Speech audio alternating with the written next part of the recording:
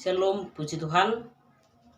Kita bersyukur hari ini kepada Tuhan buat kebaikan Tuhan yang selalu memelihara kita. Amin. Kita akan mendengarkan firman Tuhan hari ini. Saya boleh mengambil tema atau judul yaitu setia sampai mati. Amin. Mari kita buka Alkitab kita langsung dari Wahyu 2 ayat 10b. Demikian firman Tuhan. Hendaklah engkau setia sampai mati, dan aku akan mengaruniakan kepadamu mahkota kehidupan. Sekali lagi saya baca Bapak Ibu. Hendaklah engkau setia sampai mati, dan aku akan mengaruniakan kepadamu mahkota kehidupan. Firman Tuhan berkata, berbahagialah orang yang mendengarkan firman Tuhan. Namun jauh mereka lebih berbahagia jika mereka melakukan dan mendengarkan firman tersebut. Saya percaya hari ini bahwa kita adalah orang-orang yang tidak hanya pendengar saja, namun pelaku firman Tuhan. Amin. Haleluya. Berbicara kesetiaan adalah hal yang sangat sulit dilakukan oleh setiap orang. Mengapa saya mengatakan hal yang sulit? Karena kesetiaan itu berbicara bagaimana kita terus bertahan dalam posisi, dalam keadaan apapun. Sekalipun apa yang di hati kita tidak sesuai dengan yang kita inginkan, namun bagaimana kita terus dituntut Tuhan untuk tetap percaya sama Tuhan, untuk tetap mengatakan Tuhan Yesus baik dalam hidup kita. Kita boleh belajar dari banyak tokoh Alkitab, sama dengan dialami Ayub, Abraham, ketika mereka diizinkan yang tidak sesuai dengan hati mereka. Ketika Abraham disuruh mempersembahkan anak yang tunggal, namun dia tetap setia dan taat kepada Tuhan. Begitu juga Ayub, ketika dia mengalami hal yang tidak diinginkan, harta semua bendanya hilang, sahabat-sahabatnya bahkan istrinya juga menyalahkan dia, namun Ayub tetap mengatakan Tuhan Yesus baik, dia tetap setia. Bahwa salah satu perkataan Ayub yang luar biasa adalah bahwa kita tidak hanya menerima yang baik saja, namun kita harus siap menerima yang buruk. Itu adalah salah satu bukti kesetiaan Ayub untuk mengikuti Tuhan. Bahwa apapun yang dalami Ayub, dia tetap setia pada Tuhan. Itu hal yang patut kita contoh. Bahwa firman Tuhan berkata dalam kitab Roma, janganlah kita serupa dengan dunia. Namun di sana dikatakan, tapi berubahlah oleh pembaharuan budimu. Bahwa kita yang dituntut oleh Tuhan, jangan kita menjadi serupa dengan dunia. Karena orang yang serupa dengan dunia adalah orang-orang yang tidak setia pada Tuhan. Orang-orang yang tidak percaya pada Tuhan. Itulah sebabnya dikatakan, janganlah kita serupa dengan dunia. Bahwa kita disuruh Tuhan untuk menjadi setia, supaya kita kelak nanti orang-orang yang menjadikan penghuni surga, supaya kita boleh layak menerima mahkota kehidupan. Itulah sebabnya Tuhan senantiasa menyuruh kita untuk tetap setia, karena kita adalah orang-orang pilihan Tuhan. Di dalam kitab Filipi berkata bahwa kita adalah kewargaan surga. Itulah sebabnya Tuhan menyuruh kita untuk tetap bertahan melakukan kebaikan setia padanya, karena kita adalah kewargaan surga, bahwa kita kelak akan kembali lagi kepada surga. Tapi dengan syarat kita harus menjadi orang yang setia, mempercayai Tuhan. Jika kita gagal dalam hal setia, kita akan kehilangan kewargaan kita, yaitu kewargaan surga, dan kita otomatis menjadi penghuni neraka. Sama dengan halnya dalam kehidupan kita sehari-hari.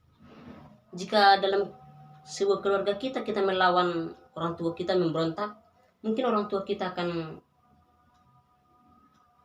tidak menganggap kita lagi sebagai anak, karena kita tidak melakukan kebaikan kepada orang tua kita. Sama dengan hal yang dia lakukan Allah. Ketika kita tidak menghargai Allah, tidak setia kepadanya, maka Allah juga tidak memperhitungkan kita. Walaupun Allah Maha Pengasih, namun jika kita tidak menyadari bahwa kita ciptaan Allah, kita tidak pernah berbalik kepadanya, maka Allah juga tidak akan memperbolehkan kita nanti kelak untuk menerima mahkota kehidupan itu. Itulah sebabnya Allah menuntut kita untuk tetap percaya kepadanya. Amin. Saya percaya hari ini bahwa kita adalah orang yang akan setia. Amin. Bagaimana supaya kita bisa mendapatkan mahkota kehidupan itu? Yang pertama, kita harus bisa bertahan dalam setiap masalah atau pencobaan. Di dalam Yakobus 1 ayat 12 demikian firman Tuhan, berbahagialah orang yang bertahan dalam pencobaan, sebab apabila ia sudah tahan uji, ia akan menerima mahkota kehidupan yang dijanjikan Allah kepada barang siapa yang mengasihi Dia. Bahwa salah satu di sini hal yang harus kita lewati untuk bisa menjadi orang yang setia itu, kita harus tetap setia, tetap mengasihi Allah, tetap bertahan sekalipun pencobaan atau musibah terjadi dalam hidup kita. Sama seperti yang saya katakan tadi, hal yang dalami Ayub. Dia tetap setia pada Tuhan walaupun sekalipun dia mengalami cobaan yang dia tidak inginkan. Kita boleh belajar dari sana. Dikatakan tadi kita harus orang-orang yang bertahan. Walaupun dalam posisi apapun kita harus bisa mengasihi Allah. Kita harus tetap mengandalkan Allah. Amin. Jadi kita harus bisa mengalahkan godaan dunia yang ingin membuat kita kehilangan rasa memuji Tuhan. Namun kita harus menaklukkan itu. Kita harus terus menyalahkan api kita, roh kita untuk memuji Tuhan. Amin. Dan pun yang kedua, bagaimana kita supaya bisa menerima mahkota kehidupan, yaitu kita harus bertanding dengan sportif atau bertanding dengan iman. Di dalam 2 Timotius 4 ayat 7 ayat 8 berkata, "Aku telah mengakhiri pertandingan yang baik, aku telah mencapai garis akhir, dan aku telah menerima mahkota kehidupan." Itulah dikatakan Paulus di sana. Mengapa Paulus berani mengatakan hal tersebut? Dia berkata, "Aku telah mengakhiri pertandingan yang baik." Karena Paulus bertanding dengan iman. Karena Paulus mengakhiri pertandingannya dengan mengandalkan Tuhan, dengan setia pada Tuhan. Itulah sebabnya Paulus berani mengatakan, "Saya telah menerima mahkota kehidupan." Saya percaya hari ini bahwa kita dengan Paulus adalah sama-sama ciptaan Allah.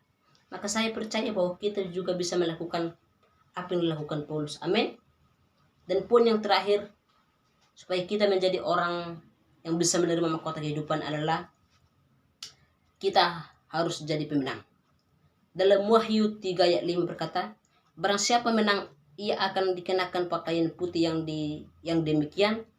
Aku tidak akan menghapus namanya dari kitab kehidupan, melainkan aku akan mengakui namanya di hadapan Bapakku dan di hadapan para malaikat." Di sini pesan Tuhan sangat luar biasa bagi kita. Jika kita orang-orang yang berhasil, jika kita orang-orang yang sudah bertahan sampai mati setia, maka kita akan dimuliakan Tuhan. Bahkan katanya kita akan diakui bahwa kita akan disanjung oleh Tuhan.